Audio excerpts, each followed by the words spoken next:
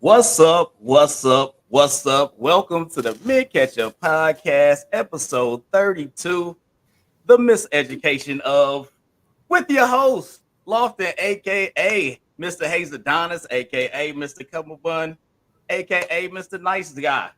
And I got my co-host down here. We got the perspective today. Melissa is here to help us out with the show and everything like that. Thank you for your perspective. And we have our guest, one of Air Force veteran, one that taught me how the Air Force goes when I got into my first job, flying high into the blue and all that other stuff. I got my girl Twylia in the building. Thank you so much for coming in and hanging out with us, Twylia. I really appreciate you coming and seeing. So now, like we always do, we got to start the show out asking, yo, how your week was. Melissa, tell me how your week was. How are you doing?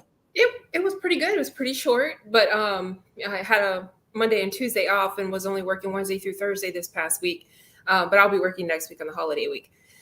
But I do have Thanksgiving off. But the week was pretty smooth. A lot of work waiting for me because I took some time off to move. But yeah, so nice. Moving on up, are we? Moving on yeah. up. All right. Yeah. My week was pretty eventful. We had a lot of stuff going on. Of course, at work, we doing inventories. We had a eval going on, and then we tried to go out there and support the veterans. So we went out to the Grammatica. He was a kicker for the Tampa Bay Buccaneers. So we went down to Grammatica kickball tournament. So he has a kickball tournament that he puts on for veterans to build them houses and things like that if they were in dire need. So we went out there. We had our team was called Kick Tees, and we had a little, had some provocative nicknames on the back of the jerseys and whatnot. So we was out there doing our thing, having a good time.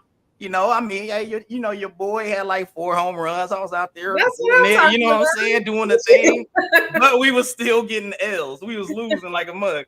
So, but then, what I'm saying, the wife was out there hustling and bustling, and then it became a combat sport a little bit because she was going to first base, and this dude was trying to tag her, and instead of just throwing the ball at her or just like touching the base and getting out the way, it turned into a highway collision. So now, so the wife on the ground, like now she got bruised up ribs, hand bruised up. And I was telling her, I was like, every time we go to one of these things, a sport of any kind, she end up injured somehow. Like it was literally like one of the last plays. We made it through the whole day, and it was like second to last play. Boom. So that means she was going all in. she was going hard in the paint. You know what I mean? So it's like I can't down her aggression and her wanting to win. You know what I'm saying? So it was all good, man. We had a good time. So we had to go hit the ER, make sure she wasn't broke up or nothing. And all that good stuff. She's good. She just got the brace on. She got the brace on now, so she can punch somebody in the face.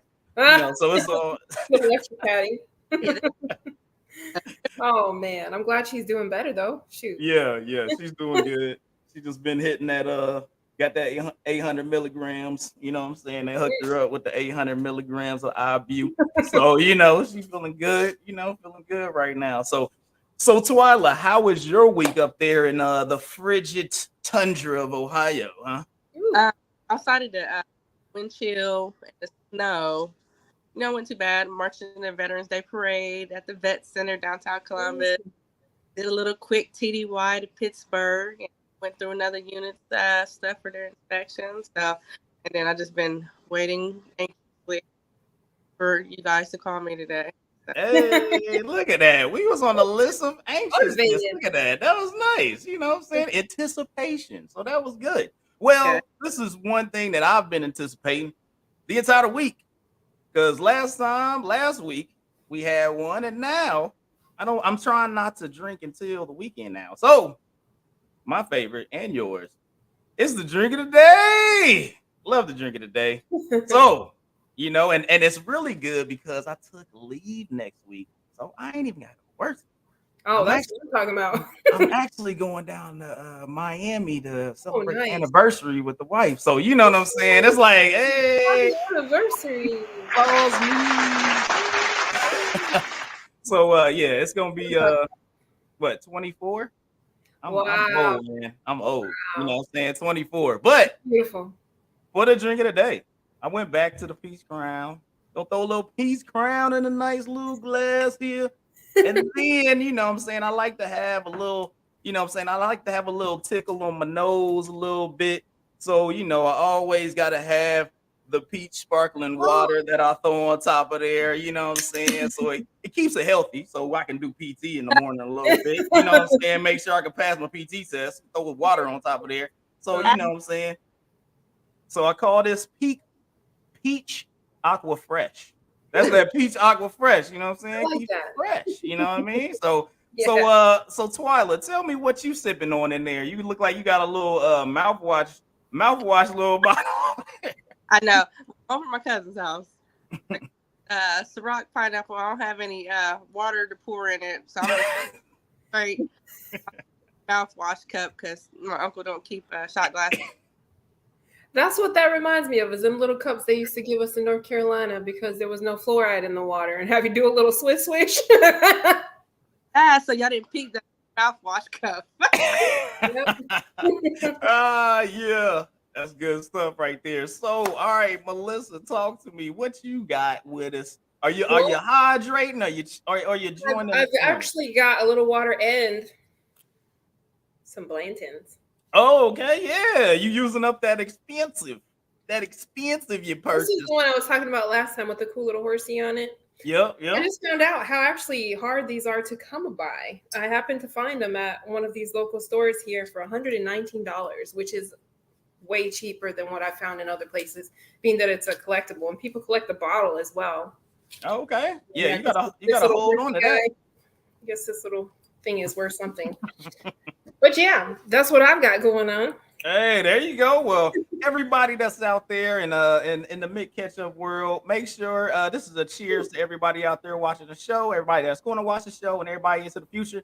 Let us know in the comments, and in the future, let us know what y'all drinking on, so y'all can come and hang out and drink. Make sure you bring your own bottle, BYOB. You know what I'm saying? To the Mick Ketchup podcast. We here, we having a good time, we sipping it up. So it was good times, you know. So thank God for the drink of the day. If it was a happy week or a bad week, the drink of the day never does you wrong. You know what I'm saying? So you good to go. All right. So now we gonna move on to the news of the week. It's been an interesting week. There's been some stuff out there. There's been all types of things that's been going on in this world. So we're gonna go ahead and push on to the news of the week here with the team. So let's see what we got on board today. News of the week for episode 32. So first up, we got the commoner, the one that always shows up for some reason. You know, we had to do, hopefully this is the last installment. It was a little light this go round, but we got As the Ye Turns. You know, we got Kanye West being dropped by the STEM player company as it released his Ye Free device. Also, you got the producer that did the Donda 2 tracks. He's wondering how he's going to get paid. And, you know, you still got Dame Dash and other celebrities that are out there. It's like looking at the situation of recent behavior that he's had. And, you know, they're saying that it's painful to watch with everything that's been going on with Ye. It's kind of interesting, you know, being someone that did the little producing piece and things like that with you, Melissa. And we're looking at the things that are going on with Ye. And the CEO of the STEM player company said that he talked to Ye and said, hey, you know what I'm saying, it's not good if you step out like this, you know, bringing all this stuff to light, because then people start coming at you. You have, like I said, you have the Atlanta producer that's like not knowing how he's going to get paid, because now that STEM situation has fell off and they can't really do anything with it. You had Boogie Down Productions and some of the other artists that was on the Donda 2 project. Some of those freaking samples and stuff didn't get cleared. So now he's starting to get sued by them. And it's one of those things where he having that waterfall effect of you start stepping on people's toes. Yep. And people start paying attention more to you, which then it causes folks to go out there and say, hey, I gotta make a change in some form or fashion. You know what I mean? So Twyla, did you get to read up on any of this stuff, or what's your perspective, since you haven't been on the show at all? But what's your perspective on the whole Kanye situation that's been going on over the last month or so? My whole perspective over Kanye over the last few years is that this man, like, he needs to talk to somebody, that he needs a counselor or a therapist, because there's going on. There's some depression mixed in there, and like, all these people that are reaching out probably aren't necessarily his friends. They're just doing it for attention. But he got a lot going on, like his home life, his stuff with his mom, and contracts. I'm like, he just needs to stop, suck it out on his own, and get a therapist. That's my Kanye. Like, this man needs help. Yeah. I mean, that's been, that's what a lot of people has been out there saying, not only those in the industry, but the talking heads, which I guess now I'm a talking head. All right. So I guess we're the talking heads now. So, I mean, we all been kind of like, hey, you need a little help. Melissa, I don't know if you read up on any of the stuff. I didn't read much on that area exactly, but I mean, we've talked about him before in our past podcasts and things like that, but not on the new thing that you just posted. But I know he's got some issues, definitely, but I don't think that, like we said before, when our poet was on, I think he's just very calculated in what he does. It might be a marketing strategy to draw in more attention to himself, because he's not putting out anything that's huge these days, other than his clothing and shoes and things like that. But as far as music goes, I mean, there's nothing that's really spoke big volumes to me. So I don't know if this is just a tactic to keep himself in the limelight. Don't know.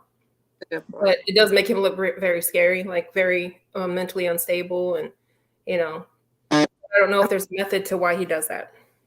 When you change to like a billionaire status, can you really top your first couple of albums anymore? Yeah, that's what I mean. And I remember, I think I mentioned this in one of the previous podcasts. Like, I think maybe he is just using that to get closer to people, like you said, about, referencing his old albums. How do you relate to the general public anymore, unless you get a reaction out of them and see how they react, and you're just looking behind to see how they're commenting, and to get to know people now? You've been out of the streets for a very long time. So the way you used to write and the way you write now are totally different, because your life has changed completely. You're in baller status now. So how can you relate to the everyday Joe is what I mean. Maybe he does this stuff just to, get a reaction of the normal behaviors of people in general. I don't know. Yeah. I think he can't get close enough to the streets anymore, without getting hurt. I think his only real touch of the streets are like other artists, you know what I mean? So he's been so kind of out of touch of the whole situation, is that other artists are the ones that are bringing him that perspective. And I think that's for a lot of artists that become really big and stuff like that. Like, you can see how their music changes.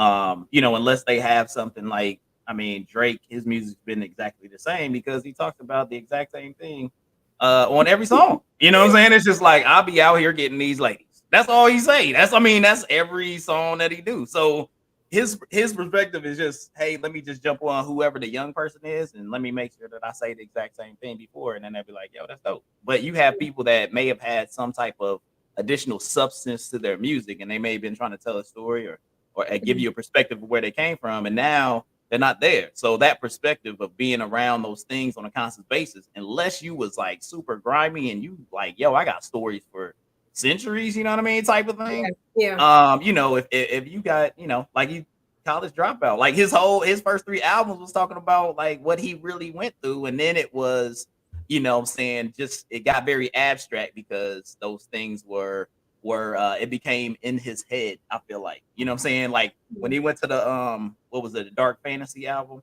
I feel like a lot of that stuff started getting into introspective writing, very introspective and in that range. So hopefully I don't plan on I'm not planning on bringing Ye back. Hopefully, this is the last episode of As the Ye Turns. I'm tired of talking about it, and I'm running out of things to say. So we're just gonna probably end that whole deal with As the Ye Turns with this go round. So we appreciate it, Ye. You have handled a few podcasts for us and really brought us good content. So thanks for that, Ye, and that's about it, man. So we're gonna keep it pushing to our next little topic here.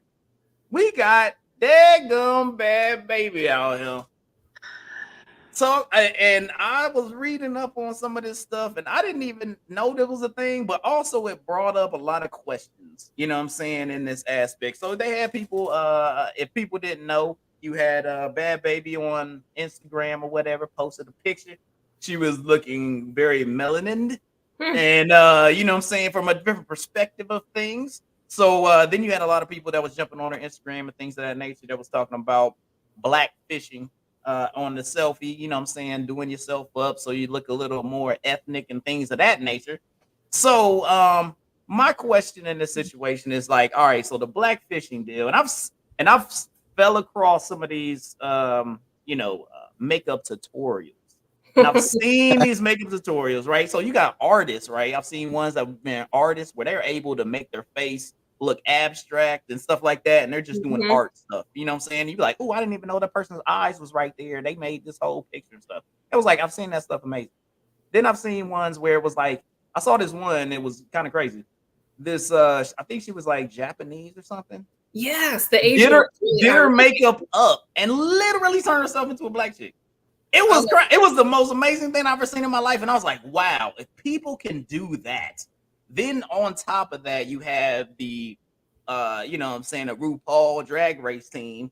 Then on top of that, you got the transgender joint. I'm like, everybody can be whoever they want to be. So then what is like, is there rules anymore to this? Talk to me, Twylia, talk to me. What is the rule? Because I don't know. I think everybody's fishing at this point. Like the way the stuff's out there, like nobody is who they really are anymore. So what you got for me? I think that's just like a popular thing right now, is just to be melanated with a long lace front. Like, you can't even say it's a cultural black thing anymore because everybody is coming through with the tan and the 36-inch weaves nowadays.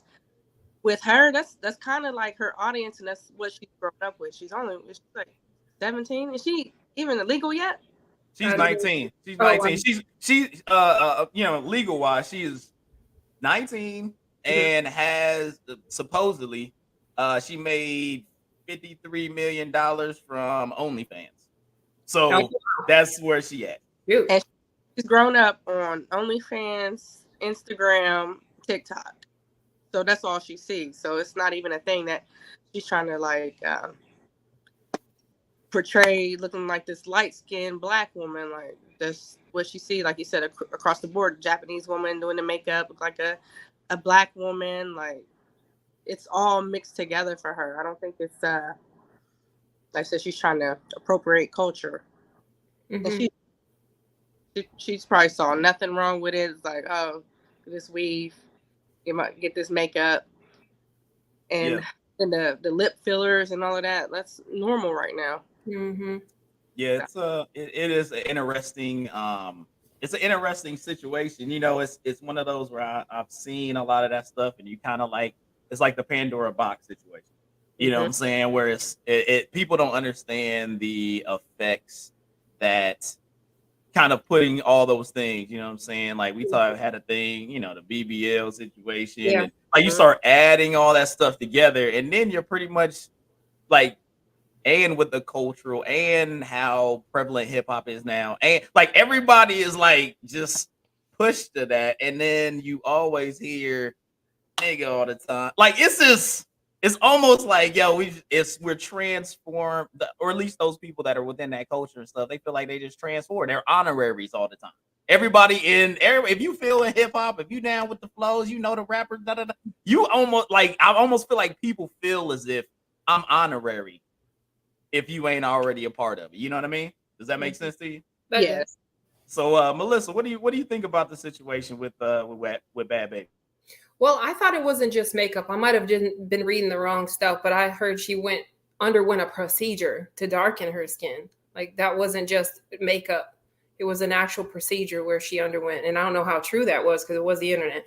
But I was like, But like you were saying, I think, transforming yourself with makeup is just a form of expression in art these days. It's not necessarily looked at as, oh, I'm trying to be this or that, because shoot, ain't none of that shit real. You know what I mean? The fake, I mean, I get fake eyelashes sometimes. Sometimes I'll get eyebrow tinting. Sometimes I'll do stuff like that. I mean, I wear a mask at work all the time, so I always like to have my eyes at least looking pretty. You know what I mean?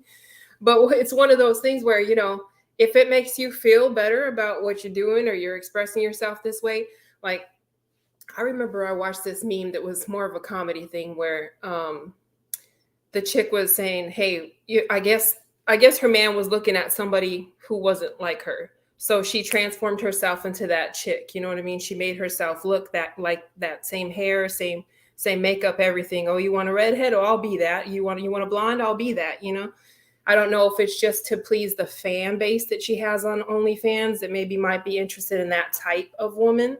And she's just trying to morph into that for sexual pleasure type things for her audience. But it is offensive to people, obviously, if you're changing the color of your skin. But I mean, white people do it all the time. They go to tanning beds. You know what I mean? Yeah. I mean, spray tan. I mean, I've sprayed tan before too when I was going to a special event, because my legs was whiter than the rest of my body. You know what I mean? So I was like, you need to get a tan or something on these legs before you wear this nice dress. But, I've done it before. I've been guilty of it. But, none of it's really real, Yeah, go ahead.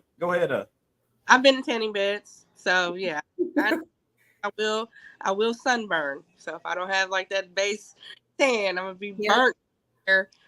Like, hey. I don't have as much melanin as everybody else got. I'm just light skinned out here, and it's winter time right now. I'm pale. You out here high yellow and whatnot. What is her background, anyways? The rapper, is she? Oh, she's white. Yeah, she white. She ain't. She's nothing else but a white chick. Some of her pictures, I couldn't tell if she was mixed or what. You gotta watch. It could have just been the hair. Yeah, she look. I mean, she got that swagger. That's what it is. That's one thing she picked up from being a part of the culture and whatnot. Even when she was on what was that, Dr. Phil? I mean, she was up there. You know what I'm saying? Every black mom was like, "You need to punch that chick in the face." Like it was one of those things where she was coming out. I never saw that one. I gotta watch it. Oh yeah. You gotta go see that. Catch Me Outside. That's what she's. That's what that is. That's what that is. That's the Catch Me Outside. The teenager who was like, "Catch Me Outside." No way. That's her. Yeah, I never knew that. Look, Dr. Phil has made her a millionaire. Because if she would have never been on that show, nobody would ever even found out about her. And she got on that show and she rode that wave to all them dollars. Yeah, I couldn't stand that girl when I saw her. I didn't even know it was the same girl. Wow. That's wild. Huh. I can, I'd have drug her off the show by her hair. Yeah. They're cussing her. She was a straight punk. I was like, oh, she need to get her ass beat by her mom or somebody. Yeah. Commercial. Yeah. Got her. That Catch Me Outside. She done made that money off of it. So hey, look, I mean, I can't be mad at her hustle, because I mean, she turned that negative into positive green. So and I better, as long as her mom was like, hey, stayed on her good side, she probably like, cool. We good. We went from making that profit. It's she like, whatever. Let's get this money. You know what I mean? So, it's different out there. So, I just looked at it the perspective of, does that fall into, with all the other, I would say, fishing situations where people they're being, I guess they don't enjoy themselves, so they become someone else. And just looking at that whole perspective of that situation, I think in the end on that situation, she was like, "Hey, it's not even that where she was going with it, but it's still one of those things where you're kind of, I always look at it with everything that's been going on, over the last decade with changing up, everybody changing up. You know what I'm saying? Have you ever seen? It was a documentary they had about. I don't remember the guy's name, but he made himself look like Reptile. He had the snake eyes, the split tongue. Yeah. you know, and there was another guy who had all kinds of things, like little metal things put all through his head and his, underneath like intradermal implants to make himself be more like an animal. And I mean, why do they want to do that stuff? I don't know, you know. Sometimes I think it's people. That's what they relate to, or I don't know. I mean, I think people want to be unique. They want to be unique, but also a part of the crowd. It's the most confusing thing because it's not that I want to be unique and then I'm gonna be not around people. They want to be unique and in awe. Like they want people to gravitate to them and see them, and have that type of admiration and things of that nature about it. But then they feel like they're invisible if they're just themselves.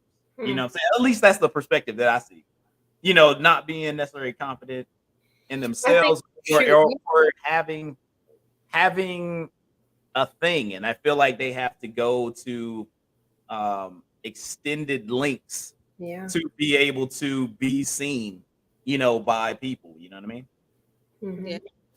They're talked about, though, like you didn't know who she was. You found out because now she's all in the news for you know. I think her an adult thing either. I think it was, and that's crazy. She made that amount of money. It wasn't even like that. Wow, I didn't know that either.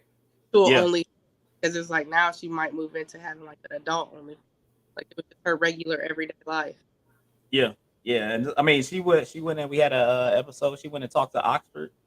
You know what I'm saying? Oxford University over in England about her hustle and what she did and what all this other stuff. So I mean, she's turned it into you know, a lot more than anybody would have thought would have took place. So you know, I mean, it's interesting, but it's always one of those things where it opens up other questions of like, you know, does these other people, you know, those that are around the world, they fall in this category, or now are we just going to not say anything about anybody? Because that also kind of opens up a weird Pandora's box of what if I feel that I am this. You know what I'm saying? Because that's the world we're in now. We're in the if I feel like I'm this, then you can't tell me that I'm not this. So really, it's like, all right. So if we following those rules, then hey, everybody be up in this mud. Like, you know what I'm saying? Everybody in the club be like, nigga, up in the I mean, they be like, yo, I feel like I am, so let's go. You know what I'm saying? It's yes. I don't know. I mean, I think there's a level, a max for me as far as how much I would change, but that's just because of finances. If I did have it like that, I'd probably be like, give me that BBL. Let's get this nip tuck, you know, something, you know, Chi-Chi's up here. Like, I don't know. He said he's changing the whole game. You be like, I'll be like, I don't know where Melissa went. Who is this person? That, you know, but I'm only saying that I think a lot of the people that do chime in and say stuff like haterish about people who do change their bodies are probably people who can't afford the shit anyway. You know what I mean? But how can you tell someone else how they should be living their life or what walk is for them? You know, if they feel comfortable in that and that's what they want to look at, like they want to pay for that procedure or pay for that lip injection or pay for the filler or the whatever the heck. Don't let them do it. What is it bothering you? You know, just keep on eating your dinner and doing your life and do whatever. You know, that's how I see it. I mean, just let everybody be who they want to be. And if that's it, if it gets to the point to where it intrudes in your personal life and your family and your kids, and that's when you have a problem. But everybody, you know, as long as everybody keeps in their little safe distance bubbles, okay, I'll respect you. You respect me. Okay, I see that's what you enjoy, so I'm gonna stay right here though. And you, okay, you know, and keep it moving. I got you.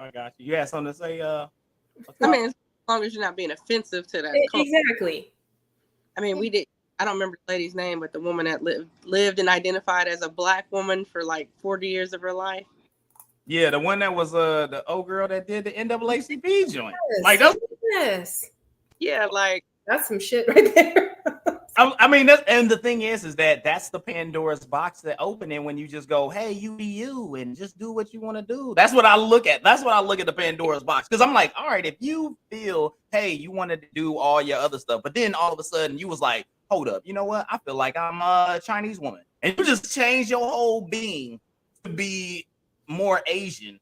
then you be like, what is happening? You know what I'm saying? Like that would be. I can get lost in those makeup part. tutorials. I will sit in the bathtub, soak in a bubble bath, and watch those videos for hours.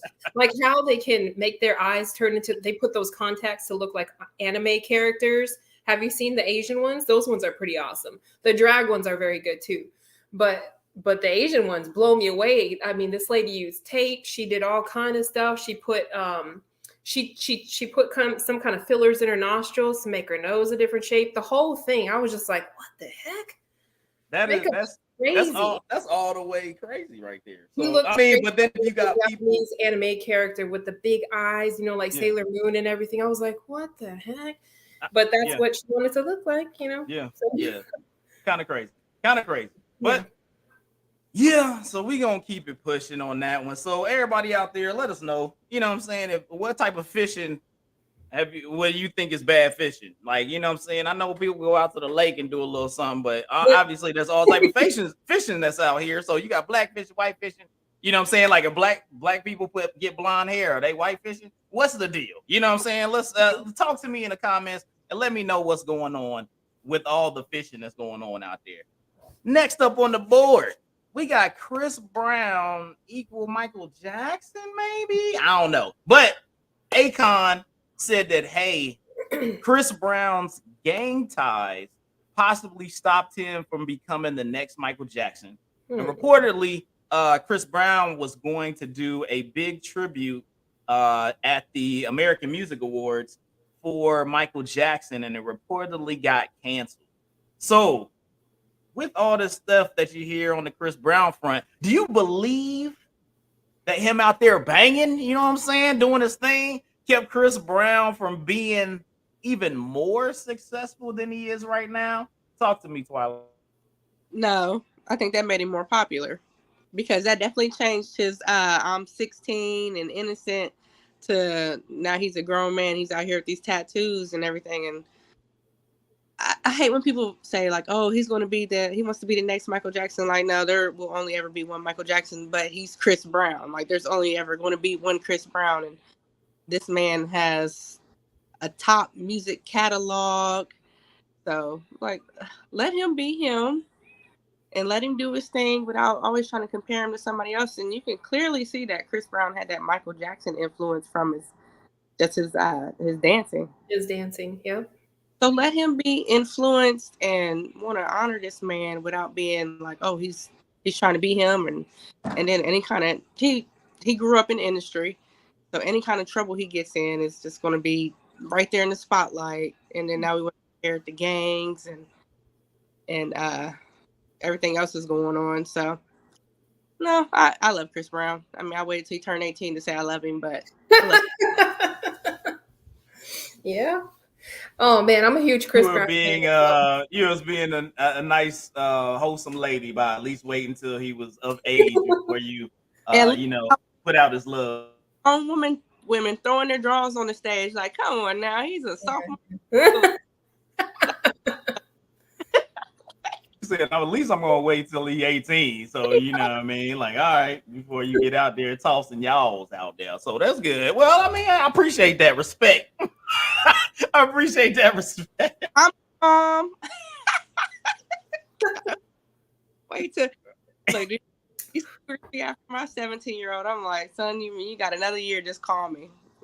Like, after you turn 18, you're gonna have to push him well young.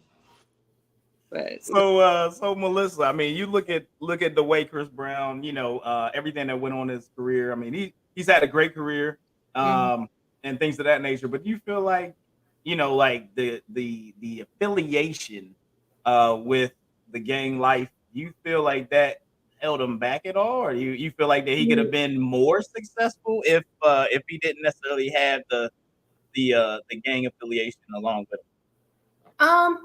No, not necessarily. I mean, I think it am I saying your name right? Go ahead and tell me again. Twylia? Is that how you say it? Twylia. Sorry. Twylia. Everybody. Oh, I'm sorry. Go ahead. Not that I throws everybody off. Yeah. So, I've always been a fan of Chris Brown and of course always Michael Jackson.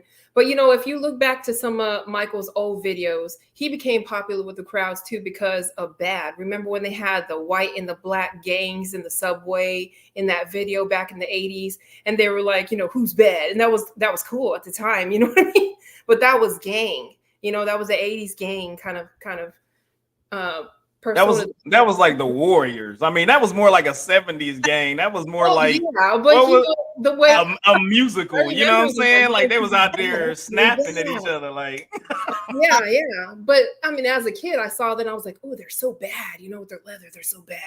You know, who's bad? You know, but I mean, I think the influence was similar in that way where, you know, they were trying to bring in that street gang life into the scene of their dancing, the way that they danced, the way that they expressed themselves is how they wrote their music too, you know. But of course, Michael had a hell of a lot more variety than Chris Brown could ever even touch. But I think they're not even in the same arena. I don't think they cannot even be compared to each other. Not even. Chris Brown is great. I do love a lot of his songs, but no, not. I think he could have been more popular if he didn't beat people or that could be a thing. Domestic violence and things like that. I think he could have held that back a little bit with Rihanna and everything and been more successful in terms of you know, it wasn't the gang that influenced him. It was the smack a bitch up personality that turned me off from him, you know. Excuse my language. Yeah, that's a situation where you look at that and you go like, I think that's was that a good call, man? You look at the power game right now and you be like, yo, we could have been it. You know what I'm saying? Like, I mean, I wonder how often he goes like, dang, that was a bad call. Yeah, exactly. That's where you messed up. Yeah. Not so much as the other stuff, because that was part of the what was it called? Crumping? Isn't that what the style of dance he initially brought? Was it crumping? Well, that was something that came from the West Coast a little bit. But he was a part of, you know, any dance that was popular. Yeah. I could say during that time frame, he would incorporate it in popular there. With a lot of gangs too. So that was just their form of expressing that. I don't know.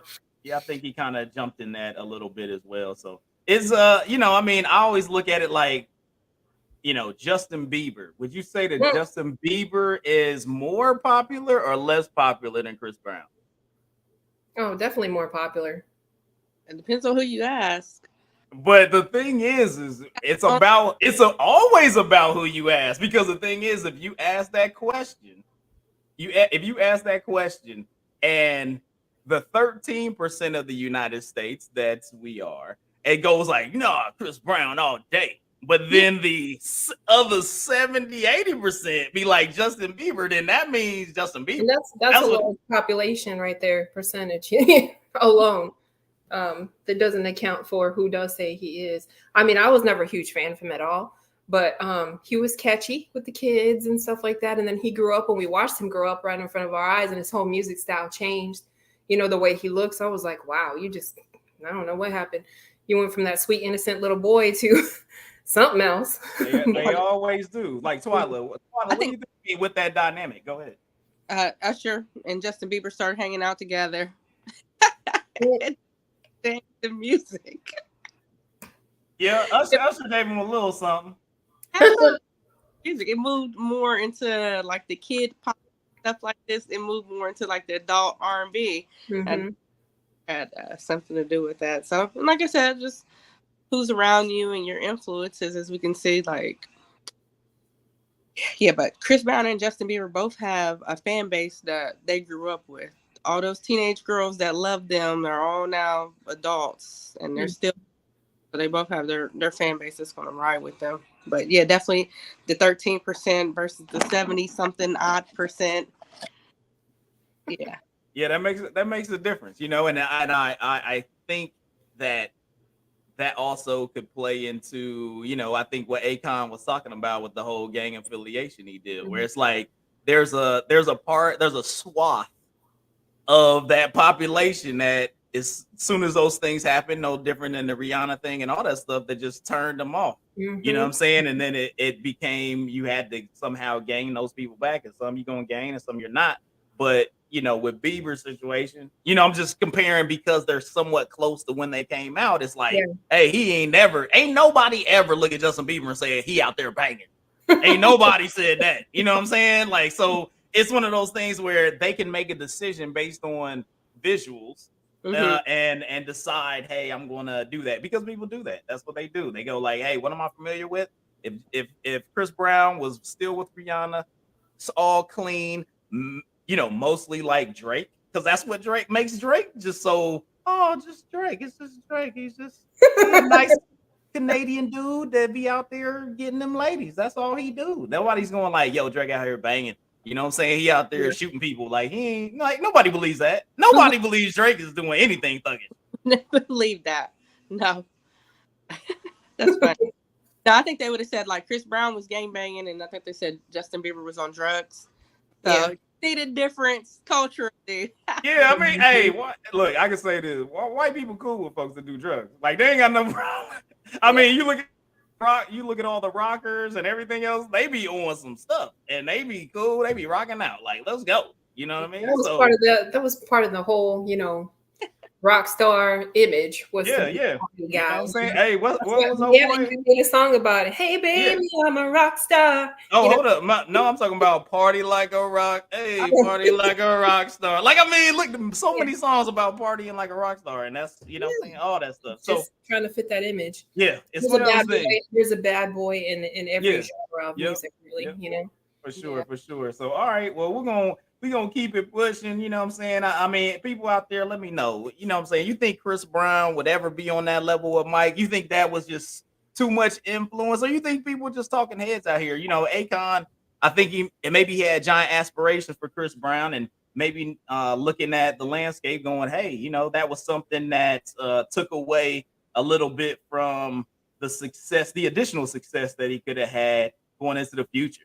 All right, so for our next deal, we got the Grammy nominations.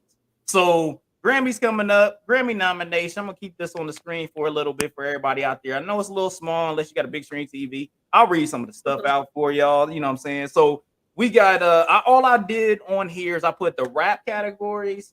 I put album of the year, which had, of course, some R&B and hip hop, and I put the R&B categories on here. So I'm gonna just do a rundown, and we can just, yay or nays in here, or you can just give us what you think the winner of a particular category would be. So we got best rap album. We got DJ Khaled, God Did. He's saying that all the time. We got Future, I Never Liked You. We got Jack Harlow, Come Home, The Kids Miss You, Kendrick Lamar, Mr. Morale, and The Big Steppers, and Pusha T, It's Almost Dry. So with that one right there, what do you feel? Have you heard all those albums? Talk to me, Twylia. Have you heard those albums? No, I'm sorry. Unfortunately, I have not been watching. I couldn't tell you last time I watched the Grammys, and I do like DJ Khaled, so give that man his flowers while he's here. All right, so we got one for DJ Khaled. Miss Melissa, what do you feel on that category out of the names that I say? I do like Kendrick Lamar. I do like DJ Khaled. Some of the other ones I can't say. I've heard all of their albums. Maybe a couple songs here and there might have played on the radio or something, but nothing that stands out so much to me where I'm like, oh yeah, they deserve a Grammy. But I guess I'll be the hip hop aficionado on the show. But so I'm gonna go with I would say out of these albums, and I've listened to them all since we have a music of the week. Like, I've listened to all these albums, and I would have to go with Kendrick Lamar, because that one has so much story as an album. It is put together like albums that remind me of like Outkast, right? So you listen to ATLiens, and it has a running theme throughout it, right? There's not a lot of albums nowadays that people have running themes. That used to be a thing. Like, you would get a hip hop, or they would put an album together, and there was a running theme throughout it. You know what I'm saying? Biggie, Ready to Die, freaking, Biggie, Hypnotize. Like, all of them had a running theme, and they would have like similar, or they were telling a story. They would weave a story together. So there's limited amount of those that I feel are out here anymore. And Kendrick Lamar purposely put together an album that was weaving a lot of stories together, all together, with everything that was going on nowadays. It was so relevant, talking about just personal things and things that were going on. I would have to go with Kendrick Lamar, Mr. Morale, and the Big Steppers. Even though that album is not an album that you would listen to constantly, which is the other thing too, because it's such a deep album, and the way that he and the stories and the subjects that he's on, it's very much like watching a drama. It's like watching a drama, and then you're like, do I go back and watch that drama? You be like, no, it was great. Like, I watched it. It should get an Academy Award, but I can't watch that all the time. Does that make sense? Where it's like Saving Private Ryan, great movie.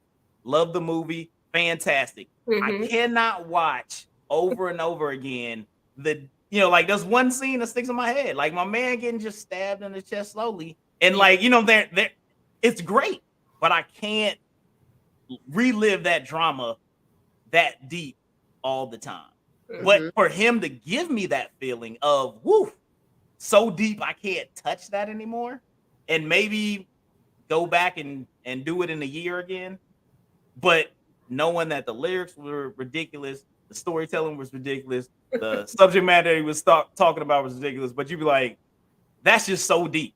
You know what I'm saying? Have you ever experienced anything like that, like movie or an album or music or something like that that's been so deep you just like, okay, I'm gonna put that on the shelf for a while before I touch that again? What about you, Twylia? Movie, yes, definitely. Just Flowers in the Attic. It's like after you watch it, and now watch it again, it just messes your mind up. Music, like the deep albums I listen to are like the classics, like Tupac and Jay-Z and stuff like that. But for the most part, if it's something I'm gonna listen to on a daily, it's just gonna be some upbeat, happy, fast music, catchy music. But what about you, Melissa? Is there anything out there as of musically that you were like, it was, or musically or movie wise, that was just like so deep you were like, all right, that was fantastic. I'll give it 10 of 10, but I don't know if I want to see that again right now, Yeah, I mean, in terms of music, there's some stuff that I know this is my Saturday night jams. It depends on my mood or what I'm doing. When I first came on this show, this podcast, you asked me some interview questions about it, what gets you motivated or things like that. If it depends on what I'm doing. If I'm in the kitchen cooking or cleaning or something like that, I have a different vibe, of how I want to listen. But if I'm decompressing or trying to work out or something, the music I have is probably too deep for some people. Because that's how I get out of my own head and decompress. So it could be anything from Wu-Tang to something really hard to something really hard rock. It just varies. And sometimes if I'm in the kitchen, I might be cooking something and it might be Spanish music. It might be Native American music. It just depends, and it could be me remembering somebody or a time or something like that. And I'm jamming to, some old school R&B or, disco or Boston or something. It just varies. But there are some songs from Wu-Tang that I get so hypey off of that I'm just like, I watch the videos, I relive them, and I'm just like, damn, that reminds me of the streets for real. And then I have to put it away for a little bit because I'm getting like, all right. She out there like, hold on, let me get my nines. We about to go handle these streets. I didn't expect this. You didn't expect that? No, I mean, that was just me this Friday. I was decompressing after my little short week, and my bathtub music was Wu-Tang Protecting Neck. You know what I mean? Okay. Hey, look. Let me tell you, Twylia. Hey, that's my army buddy. We was in the army and we did music together. So she was on the little hip hop label with us. She was our songstress. So hey, she out there know how to tote the M9, the M16, M4. She know how to get it done. So it's like, hey, got a little thug in that. Little thug passion over there. Yes. So little thug and the hummingbird voice. Yeah, those are the kind of things I would say. But And then, some stuff puts you back into a certain feeling, like songs that you might have listened to years ago and you listen to it today and it hits you so different where you're like, dang, man, that was a deep, another level stuff, but you didn't hear it right the first time. So maybe it's good to hear it once a year, Yeah, got you. It's probably changed like 10 times since then, Yeah, for sure. Now you have a whole different interpretation of the artist in general. For sure. So what we gonna do? I'm gonna run through these a little quicker. We got rap song of the year. Let me know if y'all heard any of these. We got Jack Harlow, Churchill Downs. If y'all heard any, just shake your head if you heard any of those. Nope. Yes, nope. All right. So we got DJ Khaled, God Did. Obviously, everybody's heard that one. Kendrick Lamar, The Heart, Part 5. We got Gunna and Future featuring Young Thug, Pushing P. Anybody? Yes. Yeah. Okay, Twylia, yep, out there, young thugging it. and then Future and Drake, Wait for You. So that was one for the best song performance, or best rap song. Then we got best song performance, pretty much in the same deal. Your girl Gorilla and Hit Kid is in there. FNG. Mm-hmm. I know the ladies be enjoying that joint. Doja Cat got Vegas is in there. For the best rap performance. And then there's a new category, which I didn't even know was a category. They got best melodic rap performance. So now they got a category for the singing rapping, so I didn't know that was a thing. So in that melodic, you got Future and SZA on that DJ Khaled, Beautiful. Future again. I mean, he the only one to be doing that, really. I mean, that's it. So Future's on there twice. Jack Harlow, First Class. Kendrick Lamar's on there on Die Hard. And then Lotto's on there for that Big Energy.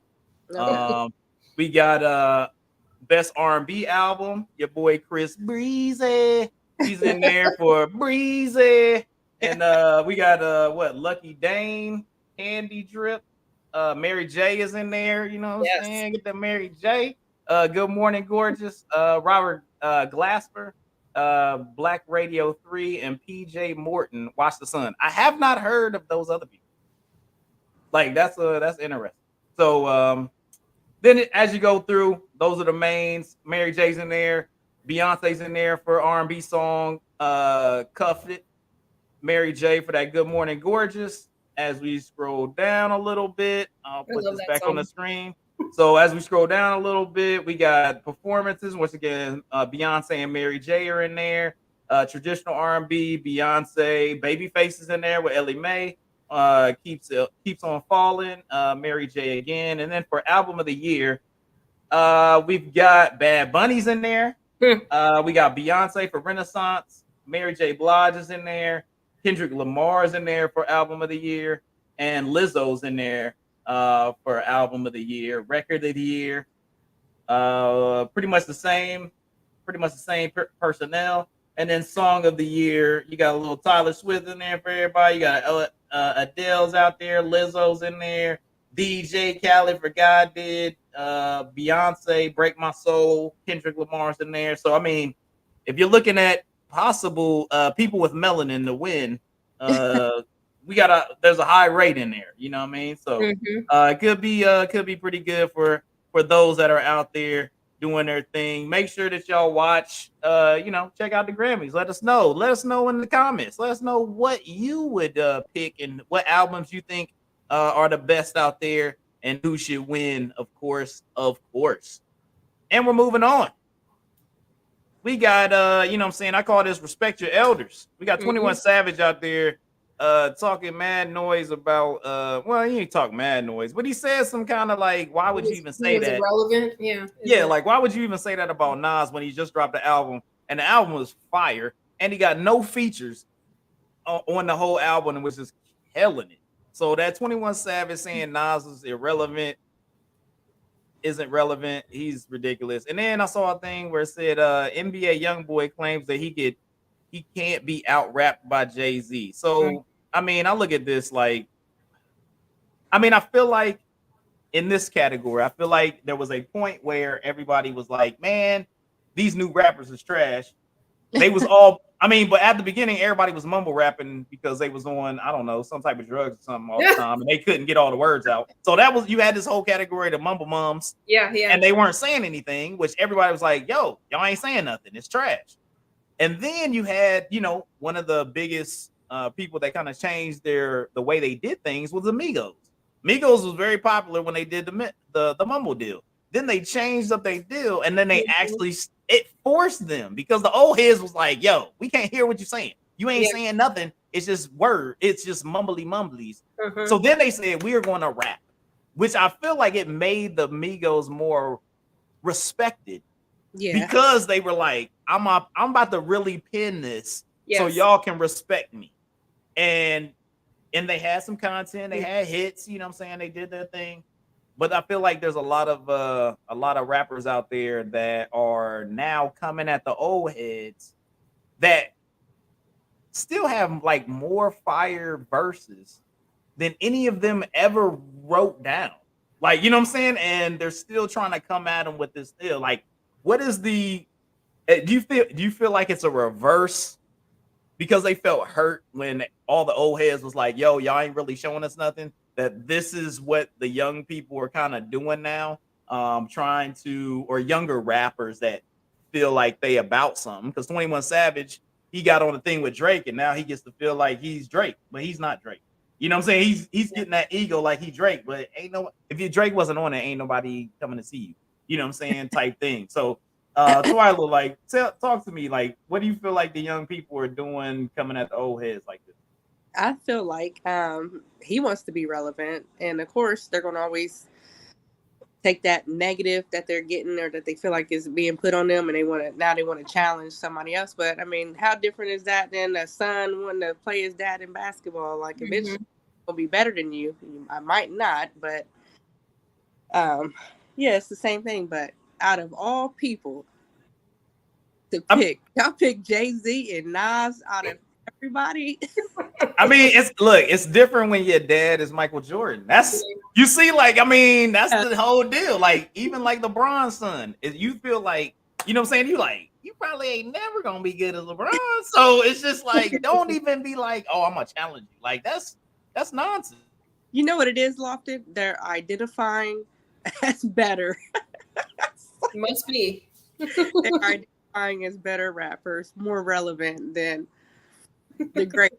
I might be able to name one song from each, or I'm at least know the hook when it comes on the radio, but I'm like, I'm going to know whole albums from the other two. Like, that's wild. Yeah, I wouldn't even, I'm glad he didn't respond. Like, y'all don't even got to entertain that. Yeah. I mean, I think it was a situation where, of course, I mean, Jay-Z, he ain't gonna say anything. Nas had so many, especially after this King's Disease 3 came out, and he said it after that, and you were like, this album is fire, dog. Like, it's a fire album, and you gonna say that? Like, none of your songs are on the level of anything that Nas has put out, especially on his King Disease run, and then anything that was before. Yeah, he had some stuff in there. We'd be like, all right, man, just choose better beats. It wasn't the lyrics. It was always a situation with Nas where it's like, yo, if you get with a good producer, then you're gonna be straight. Like, a lot of your verses will be even better when you have a production with it that really goes. And he's found a producer that really can hone into what he does. And even on that King's Disease 3, he threw some of the young boy beats on there, and then switched up his flow like some of the young boys. I was like, yo, that's way fire than what they talking about. So he was doing his thing. Melissa, what do you think about the young boys coming at the old kings? I call it kings because they're not going after, like, you know what I'm saying? Like, I don't know. I don't even know somebody like who's irrelevant. Like, they ain't going after no low stash. They said Jay-Z, Nas. Like, I mean, they coming at the wrong folks. Yeah, I agree with you, Lofton. I think it's one of those things where maybe they're just trying to be at the same level of that title. So just like in boxing, you know, you want to come at somebody who's been around forever to be able to say, hey, I beat them. I'm really the best, the champion of all, you know, and maybe they're just trying to, I don't know if they're trying to pull them in to see what they'll say or what, I don't know. But maybe it's just a matter of so other people or other fans can say, oh, well, that you came back with, going back and forth with each other, battling like that was enough to make you one of the greats. You know, it just depends. I don't know if they got some content that they've been hiding away from years for hopes of getting that chance to battle somebody that great. but it's just like a fight. You know what I mean? Just like any other fight, you talk shit and you get in people's face, and that's how the boxing world is. You know what I mean? If you can get one of the greats and you can take them down, then you're the best. Yeah, Survival of the fittest. Yeah, that's one of those things. I mean, to me, they're not even. They can't even be in the same. Yeah. I mean, but that's the problem, is that they don't have anything. Like, I mean, I feel like nowadays, due to social media, of course, it's a great thing for those that are famous to get in touch with their fans, but it's also a situation where you have those that are in the same industry, and especially if it's a competitive situation, you got folks that it's allowing people to speak things that are nonsense. We've seen many in all facets, all professions, people speaking nonsense, and it allows people to then have to react to this nonsense that people are saying. You know what I'm saying? And I think it was nobody cared about them. So now they're at the place where they can actually say that, and people will listen. I mean, they heard him, and then all those that were like, "You're dumb," came for him, and then of course they have to back up and be like, "Hey, no, I meant no disrespect. I just meant, I don't even know what he meant. Like, that just don't even make any sense. It was just ridiculous. Like, it seems unnecessary to say, I don't know what he was on. Maybe he's feeling himself. He was drinking a little bit, and this, I don't even know how Nas' album jumped into that world of why he would even be thinking about that. You know what I'm saying? Like, hey, worry about your lane.